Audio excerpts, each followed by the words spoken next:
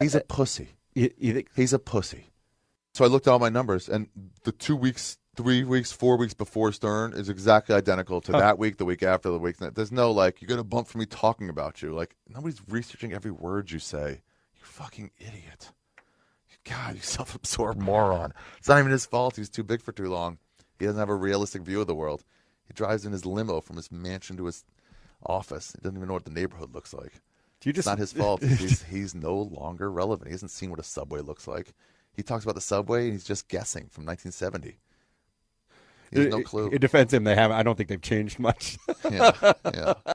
The Todd Shapiro Show. They're just riding Howard Stern's coattails. Hey now. The Todd Shapiro Show on Canada Laughs. Sirius XM Channel 168. Do you feel that? We're on Sirius XM with Adam Carolla. Of course, Ari Shaffir is joining us. And we're live in the Carolla studios. Adam Carolla, I know you got to do your own podcast. But before you go, I think it's actually really interesting that we have Ari Shaffir and Adam Carolla, the pod father. Really, 2009, you start the Adam Carolla Show after suddenly it just ends for you, I believe, on CBS Radio, right? Mm-hmm. The reason why I bring it up is you're friends with Howard Stern. I know you had your beef with Howard Stern, Ari Shaffir. Where do you see radio going? Where do you see it in a decade from now?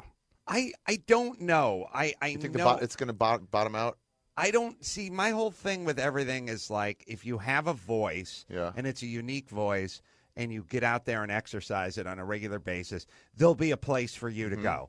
I don't know what it'll be. Look, my kids, somebody just announced there's no more CDs. I remember when there were no more records and no more 8-tracks and no more mixed cassettes. Now there's no more CDs. But does that mean there's no more music? Right. It just means no more CDs. So maybe there'll be no more terrestrial radio. Maybe it won't make sense. But it doesn't mean all you guys are out of a job. It means, no, the guys with a voice still get a job. Go somewhere else. As long as they can do it, as long as there's a microphone, as long as they have a joke or an opinion, as long as there are people that are listening, then they will have it.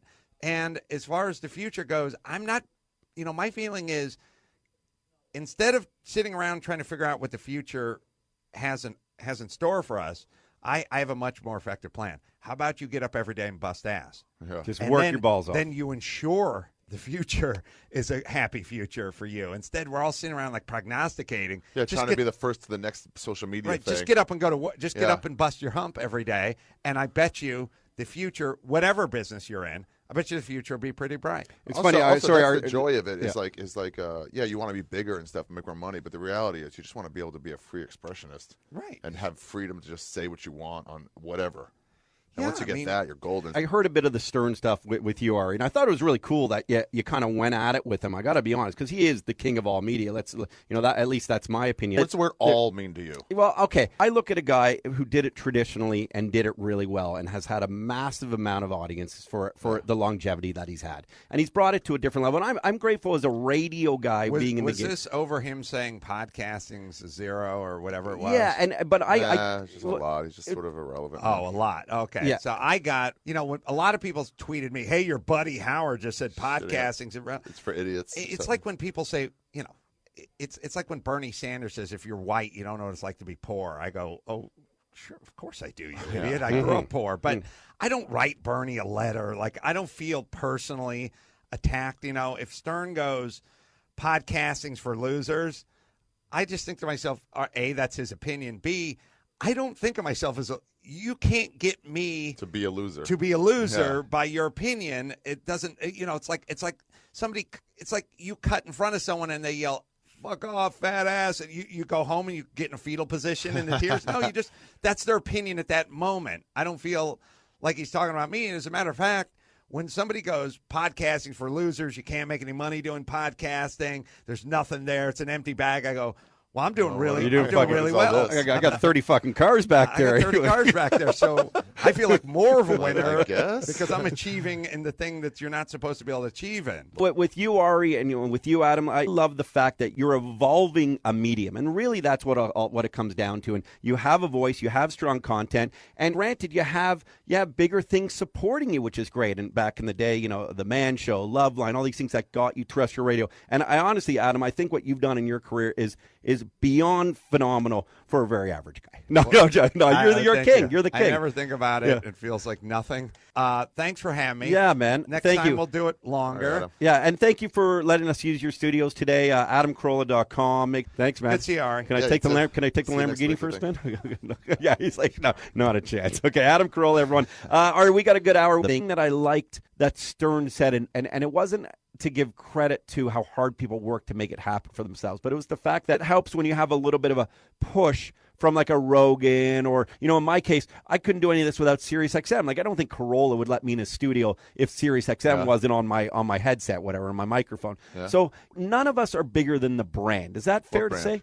The brand being, I mean, yeah, you need pushes. Like Comedy Central, or Mark Maron got a big push when they put a New York Times piece about him. But going on like the Tonight Show and stuff, it's all just publicity. So what do you mean? Like, well, I guess Stern's point was it was that like if it wasn't for guys that didn't help out other comics, that they wouldn't be as successful. Do you believe in that? That's all I'm asking. Oh, that seems like an irrelevant argument. Like if it wasn't for jobs being available, no one would work.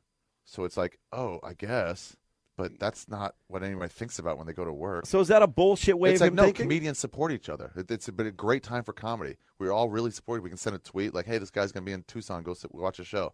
But, like, doesn't mean we wouldn't do it without it, or we have to somehow stop what we're doing and say, just so you know, this only works because other comedians are helpful. It's like, I don't know. That's a system we set. Without comedy clubs, they'd have no place to perform. But in the 70s, comedy clubs boomed. But I don't stop what I'm doing and go, well, we have to give it up for the innovators of comedy clubs. There's nothing to do with what I'm doing. So it's not about the people who sort of pave the way for all of this to happen. Oh no, I mean when Carolla fucking left, when he left radio and they said you can't do anything else. Yeah. And podcasts were already out; they just weren't popular. And then he goes, "Okay, well I can do something on bring my audience on the with internet." Me. And then people are like, "What is this?" I mean, that was a big boom for us. But so is a boon having Mark Maron have Obama on his podcast. That helped all podcasts. 100%. Because I read a stat that said like something like 15% of people had even heard of podcasts before. And only like 5% have listened to it in America. And this was like 2 years ago. So now all these people are like, wait, podcast, what's that? And they'll find me. One of those people that found Mark Maron through Obama will find me, and I will get one new fan. No question. When you and Stern had the big beef going, there's no beef. I just think he's irrelevant. You think he's irrelevant, though? Yeah, he's irrelevant. I mean, to be honest, you're jumping on my show on SiriusXM, and I'm not defending SiriusXM, but obviously you think I'm a bit relevant. His style of radio is past. Things he reveres is past. Him calling himself the king of all media, it's like, hey, guys, guess what? We don't even think kings are good anymore. The bragging about the money is like that comes from an 80s time when you only cared about money. But now people care about friendship and going on walks in the woods. The stuff you care about is no longer relevant. Bob Newhart can have his fans that are 70 years old. That doesn't mean they're relevant. And he goes, I make more money than you. It's like, you know who else does? Elvis Presley today makes more money than I do.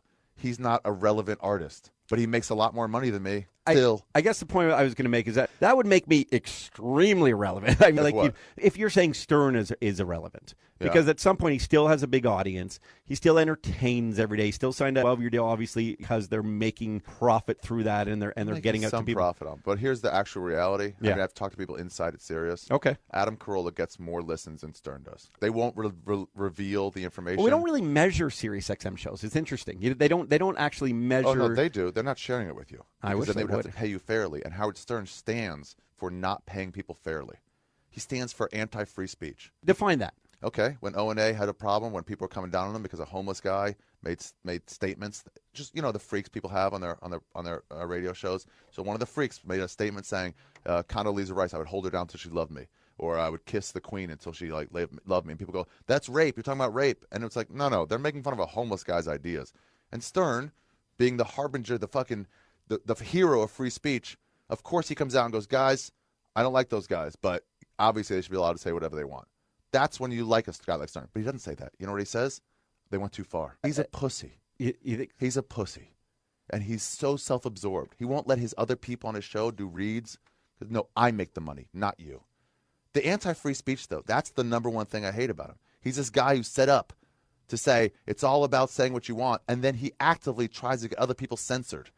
Fuck that, man. Listen, I've had people say, I'm going to talk about you on stage, and go, well, it's not my right to tell you anything to say on stage. That's the only sacred thing. Stern doesn't believe that. You're 42 years old. Yeah. So Stern in his huge prime and he's some had would a great career. No, hang on. Let me finish my thought. Do you think part of that maybe with him doing America, what was it, the America's Got Talent? Hang on, let me finish. Or I think just evolving and kind of growing and maybe becoming more of a compassionate human being, he would be a little bit more worried about saying certain things that would actually be. His interviews are no longer hard-hitting because he's too polite. He's also now a kiss up to celebrities. Instead of before, he's like, let me get to the heart of it. Now he's like, I just want you to like me. But is there a bit of a contradictory statement in what you're saying? Because earlier you said how people want to kind of feel good about themselves and help one another and go on walks together. You're kind of painting a picture of it, more of a euphoric, like we're living in trees and we're all in a great place. And we're all still help people. When people say, like, how can you say that he's irrelevant? Look what he's done. It's like, well, how can I say Kobe Bryant's not good when he's won 12 All-Star games? He's like, yeah, but he's shooting 35% from the field this year. That's how I can say he's not good. With Stern, with people like that, it's like, yeah, they've done great stuff. For him to have a career up to, 47, 48, that's amazing. You know? What he did as a career is amazing. But now his presence angers us. The way Leno. When you say us, who comedians? No. Who's us? People?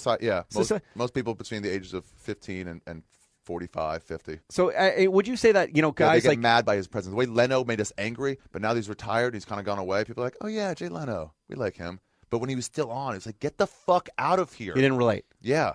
Your irrelevance angers people. See, for Leno never angered me. I just didn't get Leno. Yeah, I got it. She's starring. I didn't get. I felt like my dad would like Leno, and that was fine. Yeah, he stayed on too long. With Stern, though, you got to think that he still has a younger audience, and he still, like this new deal he signed is about getting in the digital world and that space. So he must understand that it's an important place to be. The digital world? Yes. Honestly, I don't know what he understands. He's a 62-year-old Jewish man. What he understands is of no value to me. He's someone who, at his face, I would never look to for advice. He used to be a different person. But is his wife, whatever? Yeah, sure, he grew up, but he's no longer that guy. Do you think you might ever grow up? Now, what he is? Yeah, of course I will. And I'll become irrelevant. Okay, to think that I wouldn't be is ridiculous. So I think that's a fair statement. Of course, I'll lose my touch. He's lost his touch. Or has he lost a touch with a younger audience? The stuff he did, he would introduce me to bands and comedians I never heard of now. But now this is one of the things he said that time. He goes, "Oh, I'm not relevant. You know who I know? Jerry Seinfeld and Chris Rock." I'm like, dude, those are from the 90s. But Chris Rock did host the Oscars. I mean, like, doesn't get any more fucking relevant than that. If this is your example of what's relevant, people that got big 20 years ago, and he goes, I'm going to interview Madonna tomorrow. And it's like, Madonna? What are you talking about? That's been more than 20 years since she was like, she's bigger than ever, but no one cares about fucking Madonna. When's the last time someone jerked off to Madonna? No.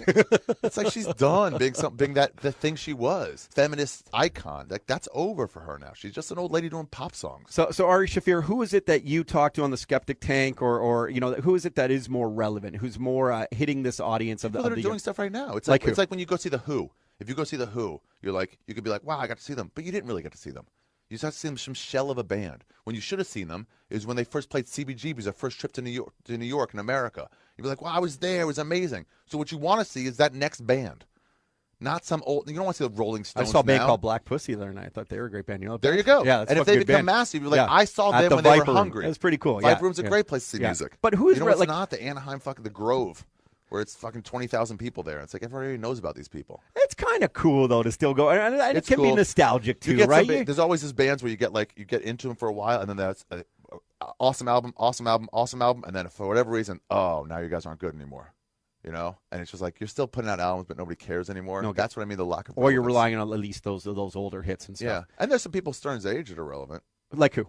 Well, actually, back to the original question: who relevant now? Like, who should we know? And maybe we do know. Maybe we've already interviewed them and stuff. Yeah. But that you like to talk to, that you think the relevant comedians of today: Louis, Bill Burr, guys like Kurt Metzger, and lower level guys like Jay Okerson and Tom Segura. Like those are the people that we all as comedians envy. Like those are good. What you look at for a Jerry Seinfeld is like, wow, your career was awesome. But we don't really look to him for, like, what's he doing on stage these days? So Seinfeld jumps on what's his new technique? You do the Comedy Store a lot. I've hung out with the Comedy Store. I've hung out with the Laugh Factory. I haven't been to the Improv yet. I plan on going there. Last night at the Comedy Store, Jerry Seinfeld jumps up on stage. Yeah. So when I see this on Instagram, my buddy Craig Gass was there. I guess Chris D'Elia, who I know, was there. Yeah. They were all kind of, did you think that was fucking cool or no? Because you were there last night, too. Well, yeah, he had never been there. I didn't see him. I came after he was already gone. But he had never been there. But he was a regular before. I mean, his picture was up on the wall. His name's on the wall.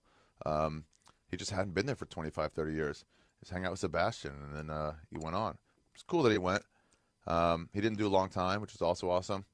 Was he funny? Oh, you didn't see I it. didn't see him. Did you hear? Was he good? Well, whenever a celebrity like that comes in, people immediately go like, "It was awesome." Yeah, I've yeah. heard too many stories of comics that are like great comics that have been through like a good 3, 4 to 10 year like bad period where it's like, "Oh, you're not very good," but people come out of their shows going, "That was awesome," Just to say. because their feeling was they got to see him. It's kind of like going to see Tom Petty.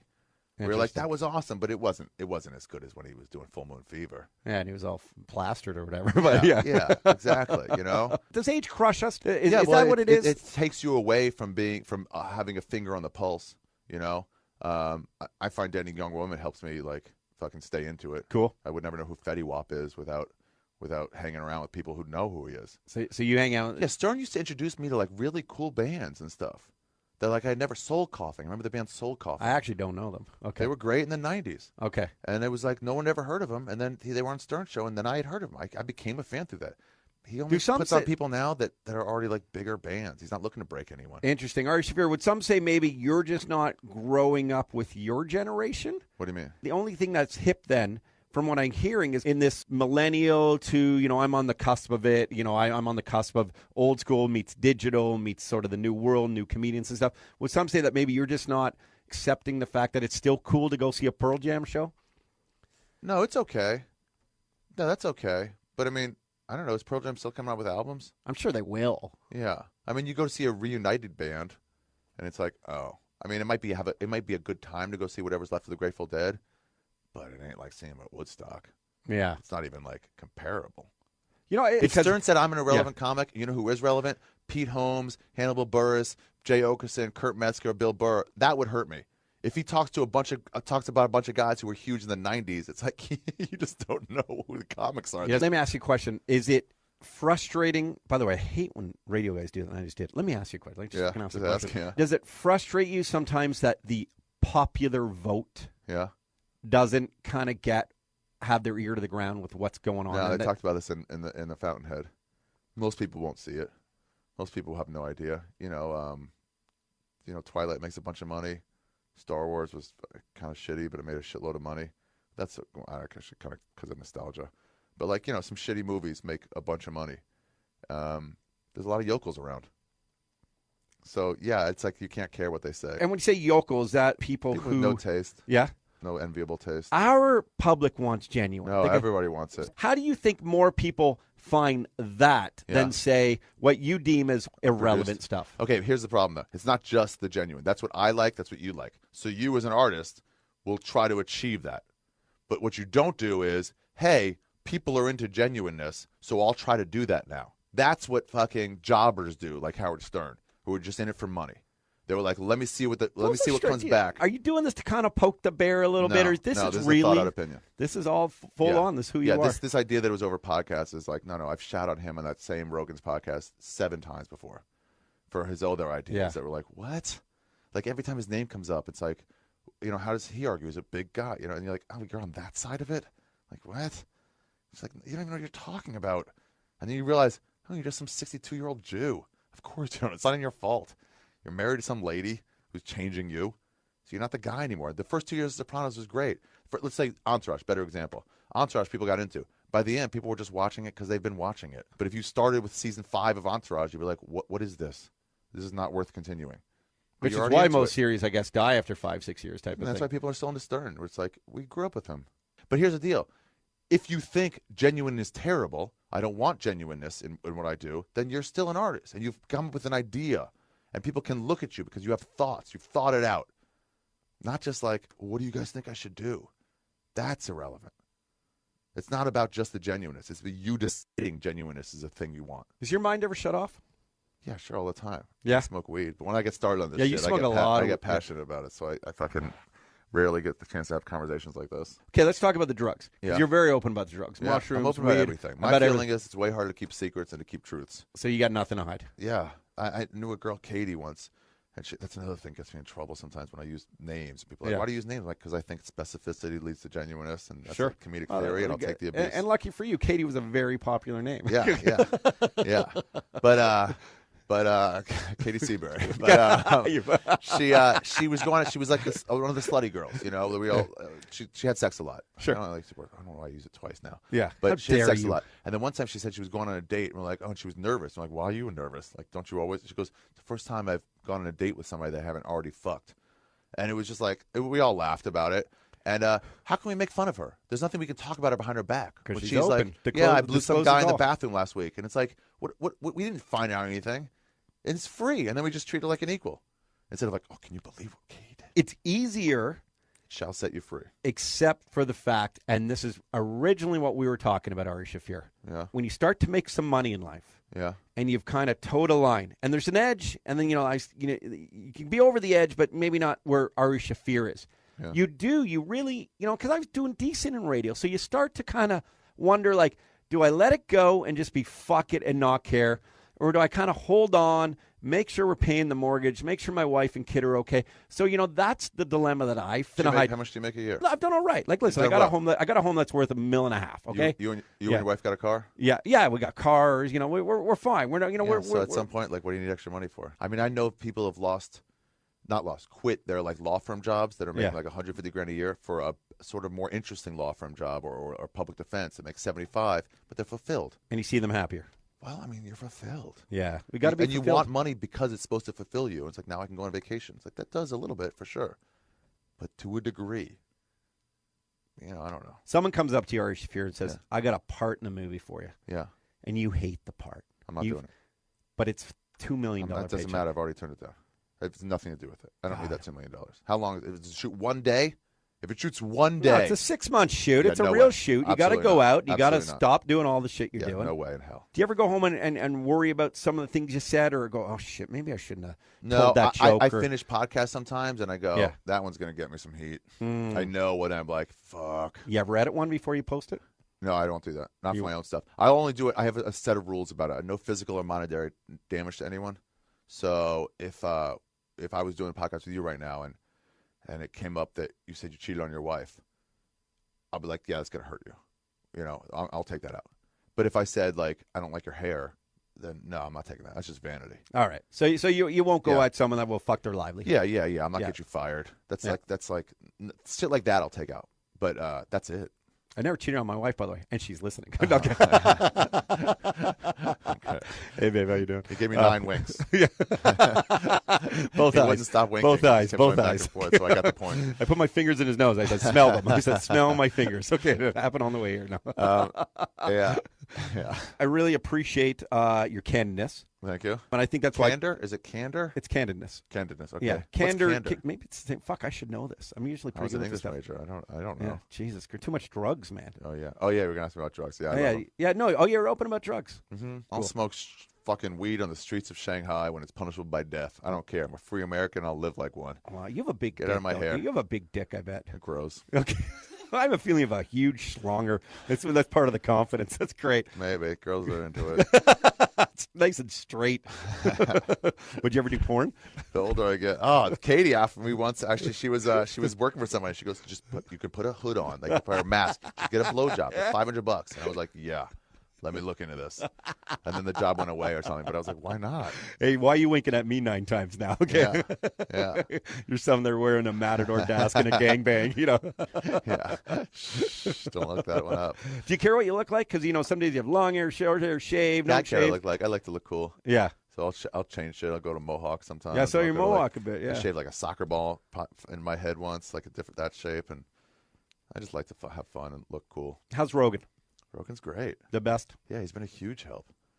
Yeah, a lot of people feel like they can get to me, but like, you're just writing his coattails. I'm like, I guess. It's like going on the Tonight Show a bunch and saying you're writing Johnny Carson's coattails.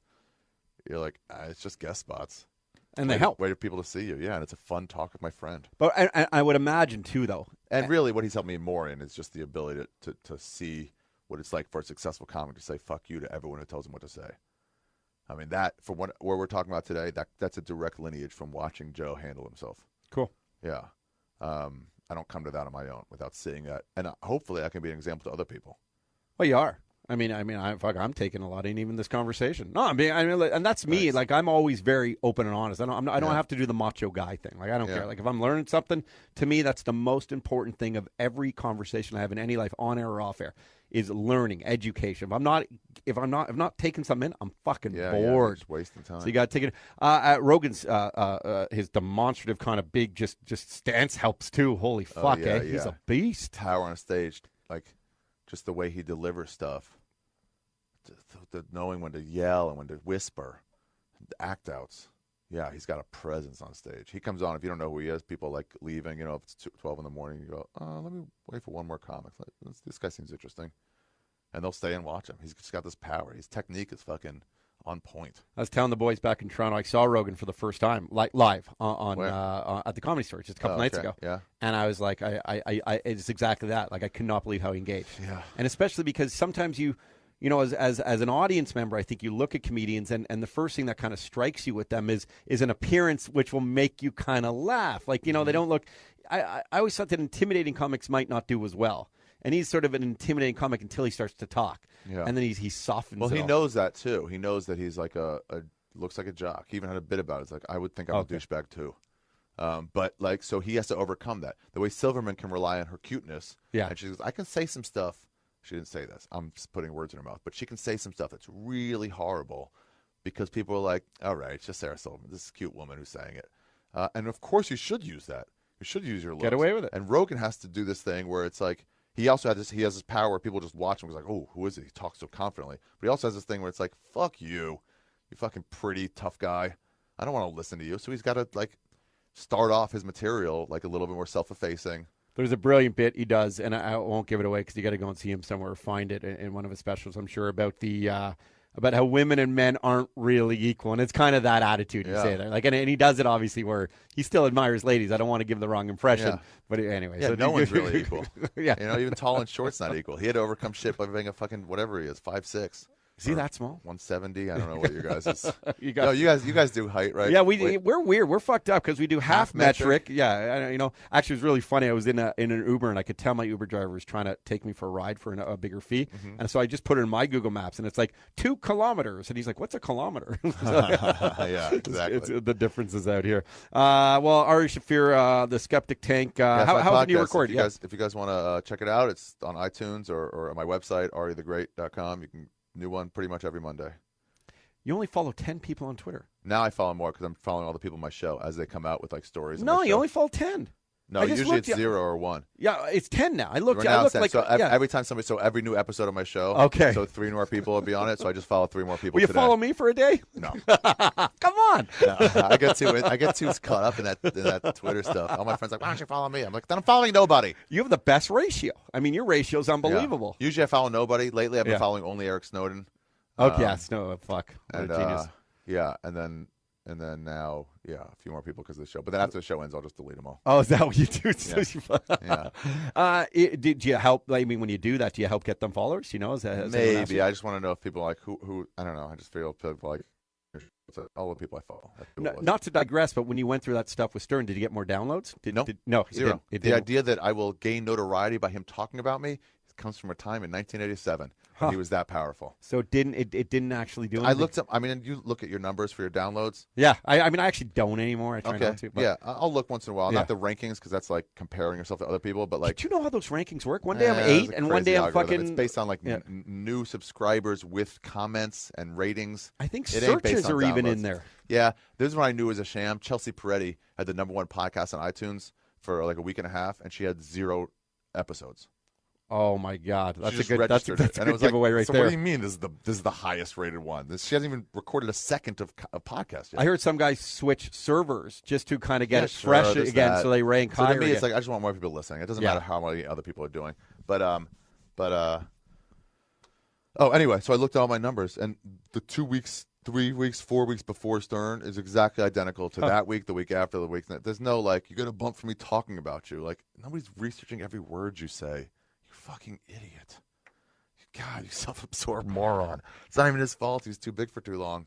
He doesn't have a realistic view of the world. He drives in his limo from his mansion to his office. He doesn't even know what the neighborhood looks like. It's not his fault. He's no longer relevant. He hasn't seen what a subway looks like. He talks about the subway, and he's just guessing from 1970. He has no clue. It defends him. They have. I don't think they've changed much. Yeah. Maybe the ads They're on way nicer now. more. Yeah, still same amount of puke in them though. Yeah. There's some homeless subway cars. It's the worst when you go like, oh, this one's empty, and you go and you're like, oh, this is why. There's like 3 homeless people that piss themselves on it, and you're like, ugh. You ever have sex in one, like Risky Business? No, I want to though. Where's a dangerous place you had sex, Ari Shaffir? Done in the trunk of a car in a garage. Was she alive? Yeah. We just needed some place to go. Yeah, I was almost in like in some house being built down in Venice. We're like, let's sneak in and just fuck. But I pussed out. The girl was way into it, and I was like, I don't know. Do you worry about being caught in those situations because of some of the the fame and all that? No. I was worried the same way I'm worried about fucking at a party in a bathroom. Like, people are gonna know when I get out. Oh, it's just more of that. Yeah, it's nothing to do with who I am. Yeah, I don't worry about any of that. When I talk to my friends and tell them, like, gotta get on Tinder, like, I'm a celebrity. I'm like, oh, I mean, I guess, but who cares if they know you're on Tinder? It's a fine site. They're on too. That's why they found you. It's true. You remember in the day when people wouldn't even really give up their cell phone numbers in entertainment? Yeah. I was like, I just give mine up on air. Just give it out.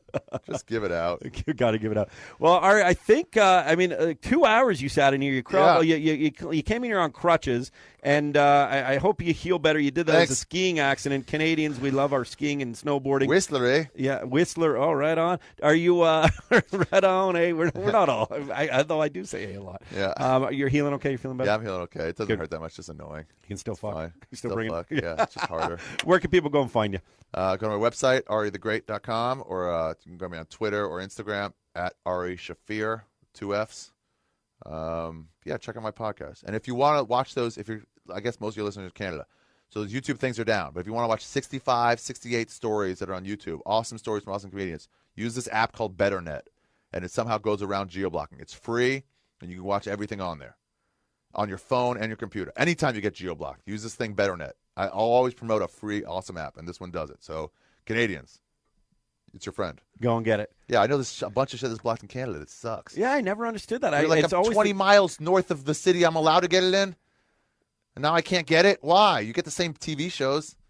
It's that fucking wall. It's that wall. Fuck, we didn't even get into politics. Yeah. Jay, how long do I have? 3 minutes here? What do we have? 3 minutes.